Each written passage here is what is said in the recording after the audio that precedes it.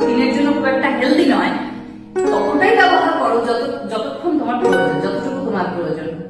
তাহলে এই বারবার হাত পরিষ্কার করা বা ধোয়ার হ্যাবিটটা ওর থাকবে না।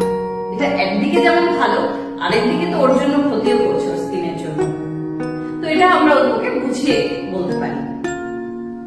জোর করে খাওয়ানোটা ঠিক নয় বাচ্চাকে। যেমন ধরুন অনেক সময় আমরা মায়েরা বুঝতে পারি না, বেশি খাওয়ানো হয়ে যায়।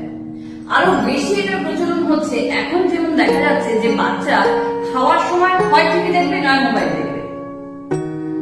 এবার আমরা বাবা মারা কি ভাবছি যে ঠিক আছে সারাক্ষণ তো দেখছে না, এইটুকু সময় খাওয়ার সময়টুকু দেখছে, দেখতে দিন। এতে একটা খুব বাজে প্রভাব পড়ছে। যেমন ধরুন রিসেন্টলি একটা ঘটনা যেটা বুঝতে পারলাম বা জানতে পারলাম ঘটনা চক্রে, বাচ্চা মোবাইলটা নিজের কাছে রাখার জন্য বেশি করে খাবার চাইছে মায়ের কাছে।